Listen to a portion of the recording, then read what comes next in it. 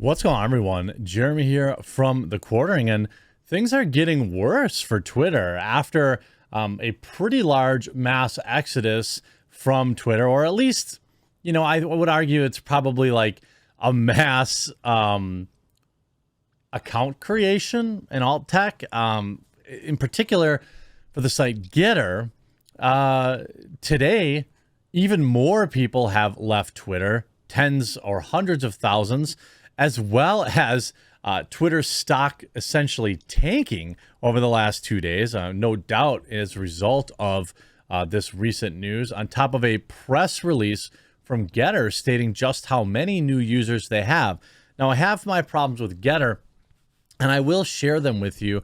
I think I understand more now where their money came from. It did come from a Chinese individual, but this person also has a long history of supporting Hong Kong. He has a bizarre music video out there. I think that it's okay to support Getter as an alternative, but to also be wary, as anytime you have a platform, for example, like Getter, you have to wonder how they make their money, right? And if they're not making money through advertising or through other obvious means, that generally means that your account, your information may be the product. So, I would just be cautious. They seem responsive when I ask them questions on Twitter. There's that issue that I don't like. One of the big issues I don't like is on Getter. They display your total Twitter followers. I think that that's deliberately misleading, and they need to do that. They need to get rid of that immediately. You can see I have 135,000 followers according to Getter, but I just posted this tweet 36 minutes ago. There's 100 likes on it, 26 retweets or shares or whatever they particularly might call it on this. That's decent interaction. That's actually about what I get on Twitter. But if you click through here, remember, I have 119,000 followers from Twitter. So that's, allegedly I have 16,000 followers on Getter, which would be very, very good for alt tech. But if we look at today on Twitter stock, it is down over 5%, just a massive dip today. If we look at the month, it's down a full 10%, or the last 5 days, 6.53%. But you see today, it really, really dropped. Will it sneak back up? I don't know, but it's been basically on a massive downward trend. And a big reason for that is all the positive coverage that one of their competitors is getting. Now, there's a lot to be said about competitors for Twitter. Of course, the main criticism of them being that they are right-wing echo chambers, and they can be. There's also the criticism of, the FOMO, fear of missing out. People never really leave Twitter for someplace like Getter unless they're banned. That's why you see Marjorie Taylor Greene, or you see the Dr. Malone, or you see, I think Alex is on there too. Somebody told me Alex joined. I don't know if that's necessarily true or not. Let's just see. Well, he is here and he's verified, and he has 71,000 followers. Now, he doesn't have a Twitter account linked, so you can see that these are legitimate followers. So 71,000, that's legitimate. That tells you that there's a good amount of following. You can see he posted something, an hour ago. He's getting 129 shares, 500 likes. So you are seeing some organic interaction. You see InfoWars themselves. Alex Jones, InfoWars, joins Getter as big tech launches scorched earth censorship. This has 1.9 thousand. I look at the interaction, so almost 2,000 likes. That's pretty good. That's definitely pretty good. And, the thing about Getter is it absolutely still has a terms of service. It still has a nebulous hate speech policy, but these aren't necessarily reasons to just simply avoid it on principle. Now, Getter dropped an official press release and shared some numbers. Getter sees tremendous surge in signups after podcast superstar Joe Rogan joins platform. Now, again, I've talked about this before. Joe Rogan, the question is not, whether or not Joe's here. Let's see if he's even using the platform. He's not. As this is exactly what I'm talking about, right? He posted this on January 2nd, gets 11,000 likes, very cool, but he's not really, I guess that's not necessarily fair. He doesn't exactly tweet constantly. He seems like he uses Instagram more, but it's going to be where the rubber meets the road here is not that Joe Rogan joined the platform.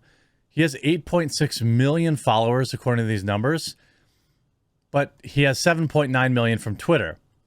So if you do the math, he has 700,000 followers on Getter, which is amazing.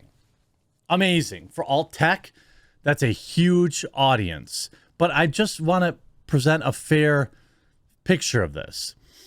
Getter, the free speech, I hate that they call themselves free speech social media platform because they are not free speech.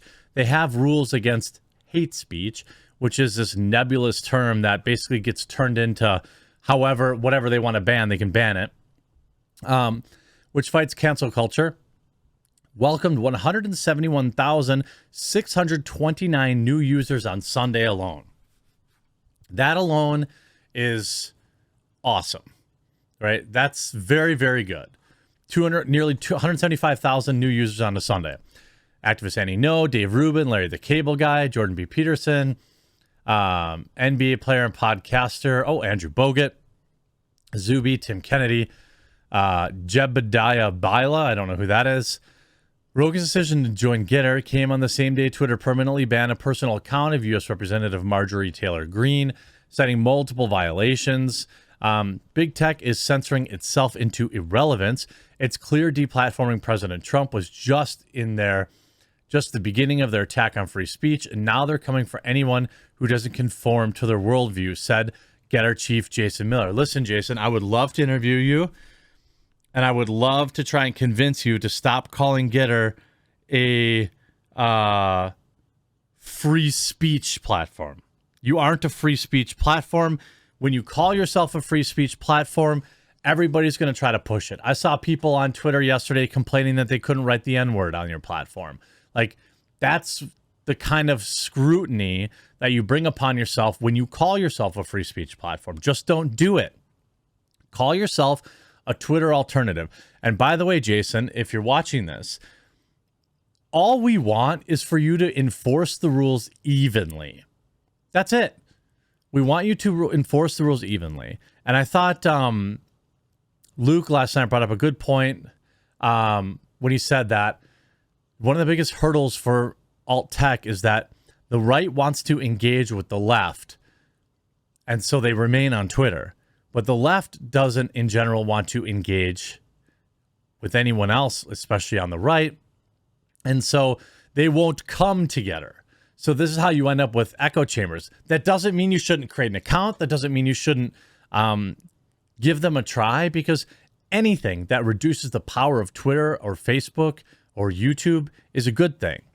This shows a tremendous increase in signups with 782% from January 1st and 1,357% from the week before. This is all really because Joe